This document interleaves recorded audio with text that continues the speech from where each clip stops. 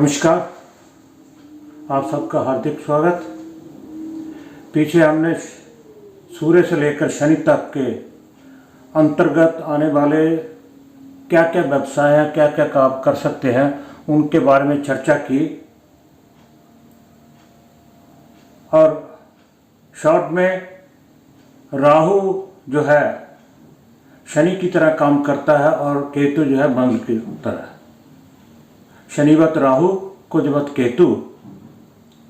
उसी हिसाब से राहु के अंतर्गत अगर कोई मानते हैं तो सभी कार्य शनि वाले हैं, और कोई मंगल के जो कार्य हैं वो सभी कार्य केतु के अंतर्गत आते हैं। आज जो हम बात करने जा रहे हैं, अभी तक हमने ये निर्धारित किया कि वो जातक काम क्या करेगा, या ये जाना कि कौन से प्रश्न का उत्तर कहां से देखना है। जो काम वो करेगा किस ग्रह के अनुसार करेगा। D1 के चार्ट के लगन से दशम, चंद्रमा सूर्य लगन में जो बलवान है उसके दशम के अनुसार, उसमें स्थित ग्रह के अनुसार, या D1 में जो दशम हमने निर्धारित किया है उसका जो है स्वामी नवांश में किस राशि में गया, उस राशि के स्वामी की तरह, ये सभी हमने चर्चा की है। परंतु अब बात यह है कि वो पॉइंट जब हमने फल कथन करना है, ये कोई बात जातक को बतानी है कि वो कब करेगा, कैसे करेगा, क्या करेगा, किन किन जवाब देने से पहले किन किन बातों का ध्यान रखना होगा। मैंने कुछ एक पॉइंट जो है आपके सामने बोर्ड पर लिखे हैं, आप स्क्रीनशॉट भी ले सकते हैं, कि हर चीज देश काल और परिस्थिति के अनुसार फल कथन करना चाहिए। ये नहीं आपके पास कोई जातक आया, बच्चे की कुंडली लेकर, 5-7 साल का बच्चा है, आप उनको कर्म के बारे में, व्यवसाय के, नौकरी के बारे में चर्चा करने लगे। नौकरी वो कब करेगा? जब वो पढ़ जाएगा।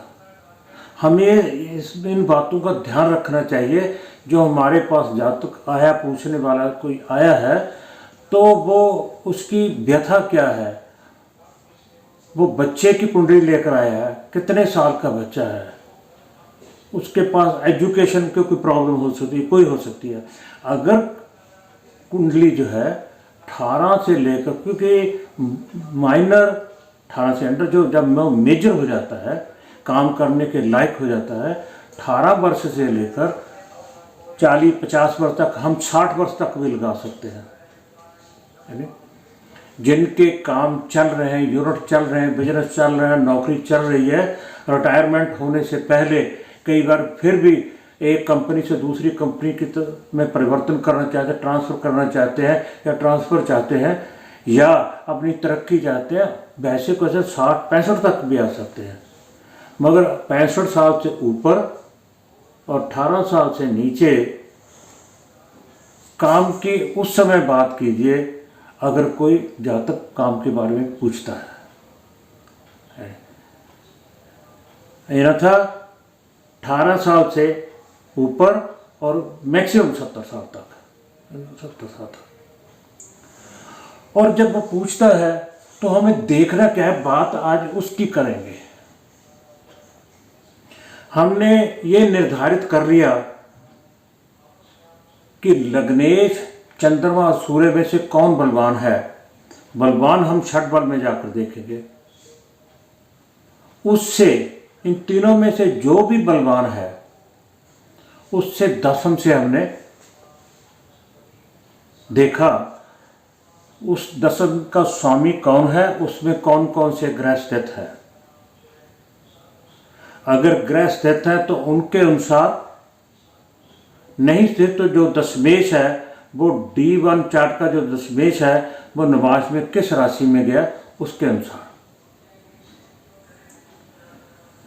जिस राशि में गया उसके स्वामी के जो कार्यकर्ता हैं जो पीछे बताए हैं, जैसे अगर सूर्य है तो सिंह राशि है तो सूर्य, कर्क राशि है तो चंद्रमा, वृष और वृश्चिक है तो मंगल,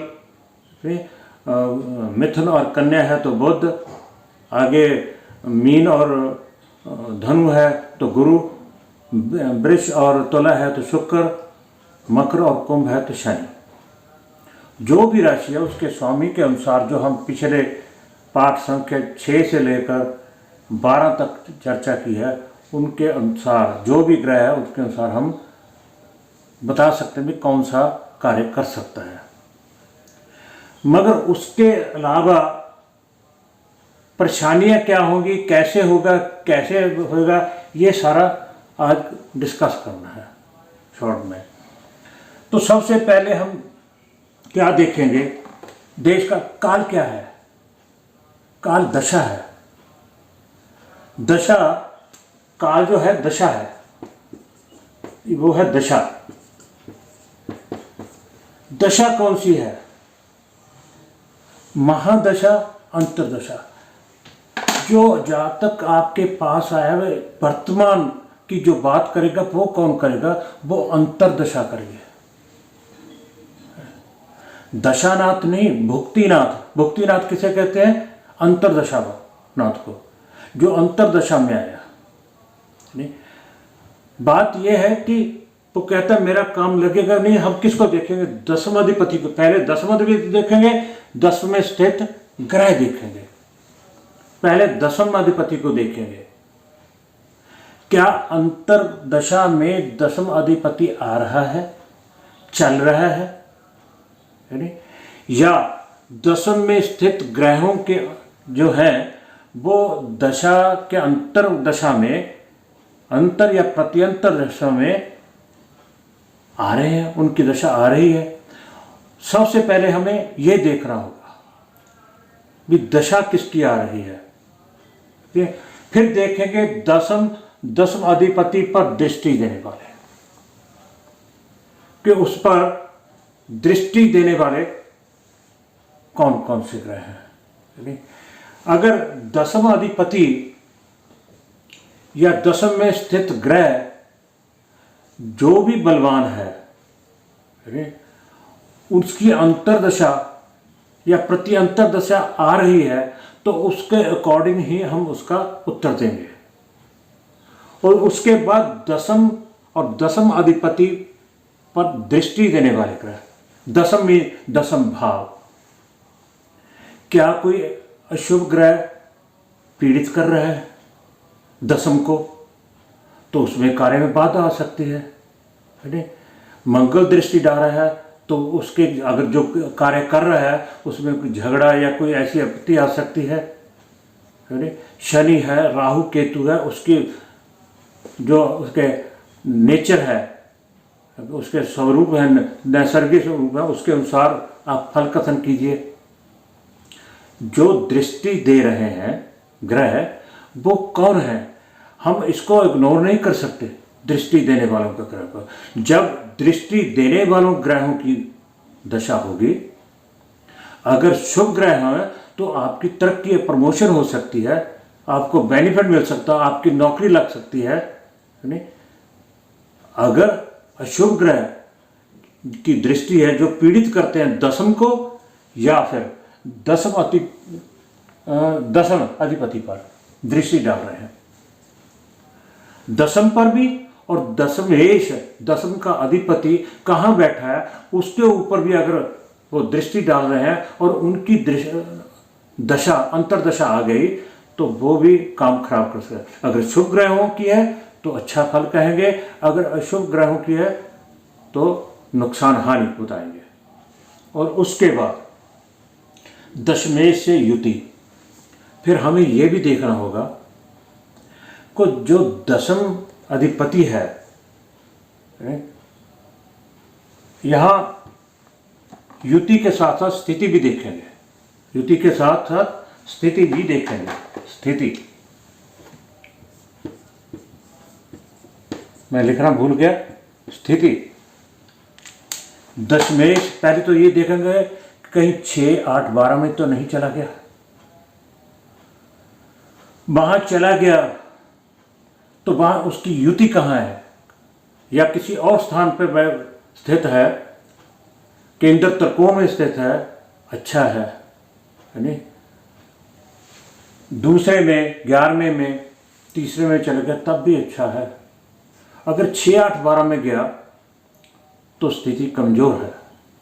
और उसके बाद ये देखेंगे कहीं पर भी गया उसकी युति कैसे ग्रह के साथ है, शत्रुओं के साथ है, मित्र के साथ है, मित्र के घर में बैठा है, शत्रु के घर में बैठा है। ये सारी बातों का हम जायजा लेंगे, फिर हम कथन करेंगे दशमेश की युति, जो युति जिससे की है, जब उनकी दशा या अंतरदशा या प्रत्यंतर दशा आएगी।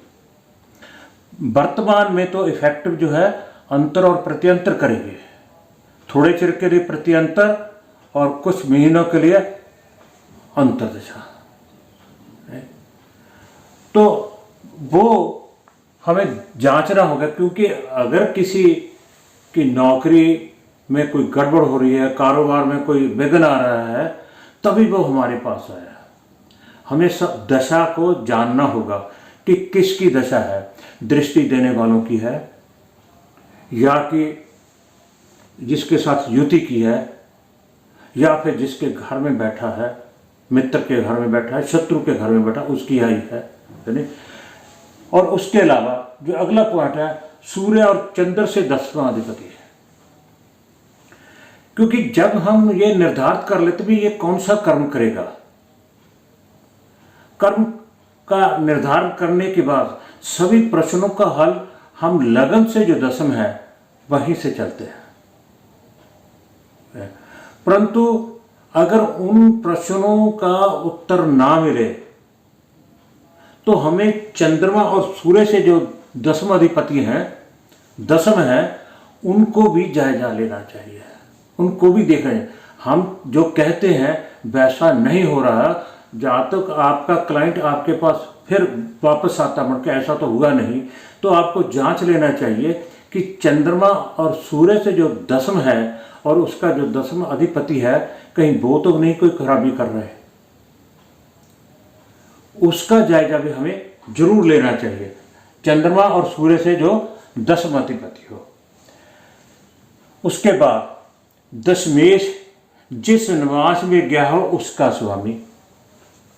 जब हम निर्धारण ये करते हैं कि D1 चार्ट का दशमेश दसम का स्वामी D9 चार्ट में जिसकी राशि में गया उस राशि का स्वामी है, उसके अनुसार कार्य करेगा, तो हमें उसकी पोजीशन भी D1 चार्ट में देख लेनी चाहिए, D9 में भी और D1 में भी निवासपति जो है जिसके में भी गया, D1 का दशमेश D9 में गया, उसका जो स्वामी है उसकी D1 में क्या पोजीशन है, अच्छी पोजीशन है या कि स्थिति खराब है, तो उसके अनुसार कहीं वो तो नहीं पीड़ा दे रहा, उसको भी याद करना चाहिए। कारक ग्रह बहुत सी ज्योतिष है, चारण है, सूर्य, मंगल, बुध और शनि, कई ग्रहों को कारक बना है। ये ठीक है कि सूर्य और मंगल दशम में जाकर अपने बलवान हो जाते हैं, परंतु असली कारक कौन है? बुध और शनि। इन दो ग्रहों को आजीविका के संबंध में कोई प्रश्न हो, इनकी स्थिति को जरूर जान लेना चाहिए कि पत्रिका का स्वामी जिसकी यह पत्रिका है उसका बुध कैसा है, वो कितनी बुद्धि का मालिक है, बुध उसका क्या कार्य कर रहे हैं, शनि की स्थिति क्या है। क्योंकि कोई भी कार्य मेहनत के बिना या बुद्धि के बिना संपूर्ण नहीं होता, इसलिए बुध और शनि की जो है स्थिति जरूर देखनी चाहिए। अगर उनकी स्थिति ठीक नहीं, बुध और शनि में से किसी की, और उसको अड़चने आ रही है, तो आपको उसका निर्णय लेने से पहले इन दोनों का विचार जरूर करना चाहिए। दशम का त्रिकोण और उसके स्वामी। D1 चार्ट का दसम का त्रिकोण कौन सा है? दूसरे का स्वामी और छठे का स्वामी। कई कह देते हैं जी दसम का स्वामी छठे में पड़ा है, ये तो ऐसा हो जाएगा, ये हो जाएगा, वो हो जाएगा। ऐसा कुछ नहीं है। दसम का स्वामी अगर छठे में गया तो वो छठे का भाग्य स्थान है। हाँ, वहां का स्वामी कौन है, मित्र कौन है, शत्रु है, कैसा साथ में युति क्या है, वो जरूर देख लेनी चाहिए। भी दसम से जो नवम है भाग्य स्थान है दसम का, और पंचम जो है पंचमेश है या पंचम भाव है, वो तो पीड़ित नहीं, ये भी देख लेना चाहिए। त्रिकोण को जरूर देखना चाहिए, क्योंकि जो काम है उसका भाग्य क्या है, उसको पूर्व जन्म से क्या प्राप्त हुआ, ये बातें जरूर देख लेनी चाहिए। दसम से दसम की स्थिति, अब जब सब कहीं से बात हाथ से निकल जाए तो ये भी बात देखनी चाहिए। जो दसम से दसम कौन सा है? सप्तम। सप्तम सप्तमेश उसकी स्थिति, यानी उसकी भी हमें जायजा जरूर लेना चाहिए भी ये क्या हो सकता है, क्या इंसान क्या चाहता है, तरक्की चाहता है, क्या चाहता है, वो जरूर देखना चाहिए। जन्म दशा, वर्तमान दशा, अंतरदशा, ये बात जो मैंने सबसे बाद में कही है, इससे पहले हमें लगन, लग्नेश और कारक, लगन का कारक स्थिर कारक कौन है? सूर्य। ये तीन चीजों को देखने के बाद हमें जन्म की दशा देखनी चाहिए कि जन्म के समय उसकी कौन सी दशा थी। क्या वो जन्म से बीमार तो नहीं, पीड़ित तो नहीं, जिसका शारीरिक तौर पे वो ठीक नहीं है, चारपाई पे लेटा है, वो कार्य क्या करेगा? जन्म की दशा, और फिर वर्तमान दशा और अंतरदशा, जिसके तहत हम सारी बात करते आ रहे हैं देश काल और परिस्थिति की। वो कोई भी आया आपके पास पीड़ित ज़्यादा आएंगे, नहीं खुशी के कार्य के लिए तो बहुत कम आते हैं। कोई कहता है देखना जी मेरी प्रमोशन कब होगी, नहीं वो अपने आप में खो जाते हैं, हो जाएगी, नहीं कोई होगा कब होगी, या लड़का कब होगा, ये क्या शुभ कार्य कर रहे हैं, ज़मीन कब खरीदूंगा, कब मेरा मकान में, कब गाड़ी खरीदूंगा, अच्छे काम के लिए, लड़के की शादी, कुछ एक प्रश्नों के लिए आते हैं, नहीं तो पीड़ित आते हैं। इसलिए दशा, वर्तमान दशा के अंतरदशा और प्रति अंतरदशा कार्य करेगी, इस बात का जरूर ध्यान रखना चाहिए। तो ये कुछ पॉइंट थे जिनको डिस्कस करने के बाद ही हमें अपने पास आए क्लाइंट जातक के प्रश्न का उत्तर देना चाहिए। इस पाठ में इतना ही। अगले पाठ में हम अगले जो टॉपिक हैं, विदेश में करेगा, विदेश में करेगा, उसके काम में कौन सहाय होंगे, जो भी बातें हैं वो आगे डिस्कस करते जाएंगे। अगर वीडियो अच्छी लगे तो कृपया लाइक, सब्सक्राइब और शेयर जरूर कीजिएगा। आप सबका बहुत बहुत धन्यवाद।